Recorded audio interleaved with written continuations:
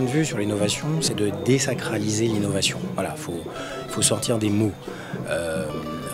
Aujourd'hui, ce qui est important, c'est effectivement de faire quelque chose de différent.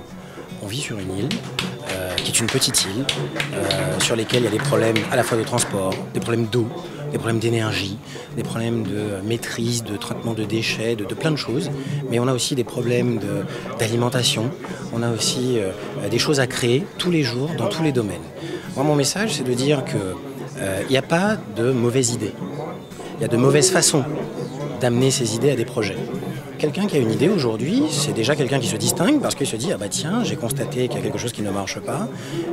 Est-ce que si je fais ça, ça peut fonctionner ?» Alors, il y a une réalité. La réalité, c'est qu'en Guadeloupe, il y a un taux de chômage, par exemple chez les jeunes, qui est extrêmement important. Un jeune sur deux est au chômage. Et donc, beaucoup d'entre eux créent des entreprises parce qu'ils créent leur propre emploi. Et ce qu'on explique, c'est pas parce qu'on a une idée qu'on devient demain un entrepreneur. Il y a un passage à faire pour aller de l'idée à l'entreprise.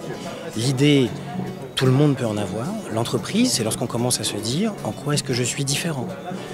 Est-ce que je vais vendre? Combien je vais vendre?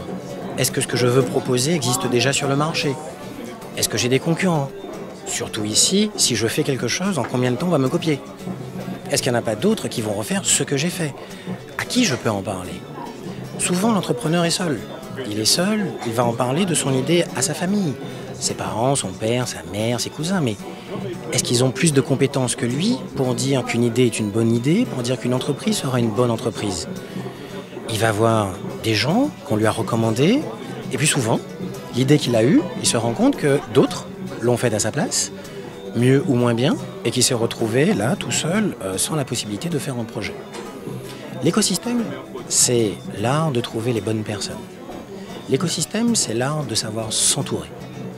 Un entrepreneur est tout sauf seul. La première qualité d'un entrepreneur, c'est de savoir identifier ceux avec lesquels il va pouvoir monter son projet. Soit parce que ce sont des gens qui lui apportent des conseils, soit parce que ce sont des gens à qui il va acheter des conseils. Voilà. Mais en conclusion, je dirais juste un point. Tous les jours, des Guadeloupéens innovent. Tous les jours, ils vont continuer à innover.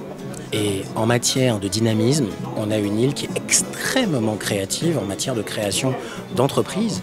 Il faut maintenant amener ces entrepreneurs en herbe à devenir demain des entrepreneurs pérennes avec des projets rentables.